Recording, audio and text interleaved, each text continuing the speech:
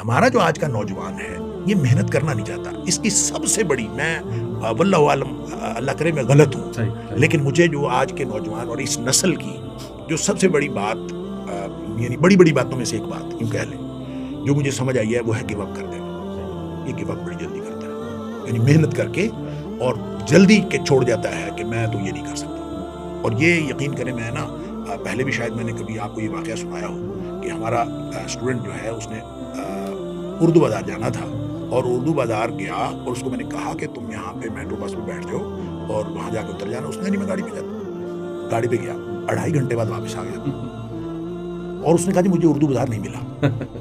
اچھا, میں سمجھنے سے قاصر ہوں کہ جب اس نے, میں اس سے پوچھتا رہا کہ جب آپ نے یہ فیصلہ کیا کہ اردو بازار مجھے نہیں ملتا, وہ کیا موقع تھا, آپ کا کیا خیال تھا کہ ادھر ادھر چلا گیا؟ اردو بازار تو وہیں تھا. بات کیا تھی؟ بات صرف اتنی, ٹریفک زیادہ ہوگی, مشکل لگی, گاڑی کہاں کھڑی کروں گا, کیا کروں گا, اتر کے پوچھا بھی نہیں. اور اس نے پریشانی میں اس نے کہا چھوڑو یار, پھر کبھی دیکھیں گے, کتابیں لینا ہے نا تو پھر لے, گیو اپ کر دینا. تو یہ جو گیو اپ کر دینا ہے, مشکلات کو دیکھ کر, حالات کو دیکھ کر, یہ جو گیو اپ کر دینا ہے, یہ ہمارے اس نسل کے اندر آیا کہاں سے واللہ اعلم. لیکن میں اس کو لنک کرتا ہوں کارٹون کے ساتھ. جو کارٹون نسل ہے نا, یہ ان کو گیو اپ کر دینا, کارٹون سے ان کی مینٹلٹی ڈیولپ ہوئی ہے.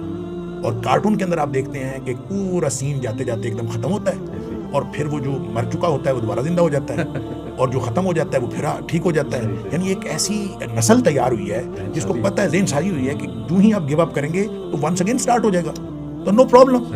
تو وہ زندگی کو بھی اسی طرح لیتے ہیں جیسے کارٹون چل رہا ہے, اور یہ گیو اپ کر دیں گے, دین باٹم پھر سے شروع کر لیں گے. یہ میرا خیال ہے, واللہ عالم. ہو سکتا ہے میں نے تو عرض کیا کہ شاید میری بات غلط ہو, بلکہ اللہ کرے میں غلط ہوں. اور مجھے یہ لگتا ہے کہ اس کے پیچھے کارٹون ہے, اور کارٹون نسل ہے, گیمز ہیں, ہر چیز ہے.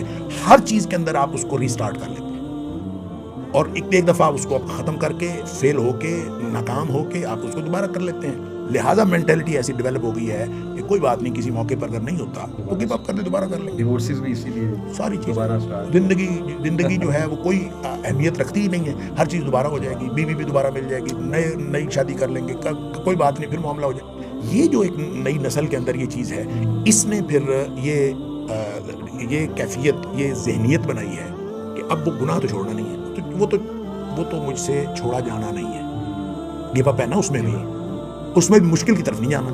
گناہ چھوڑنا مشکل ہے, جس کا انسان ایڈکٹ ہو جاتا ہے, تو ایڈکشن کو چھوڑنا تو بڑا مشکل ہے. لہٰذا وہ تو چھوڑنا نہیں ہے, لہٰذا نماز بھی پڑھ کے کیا کرنا ہے.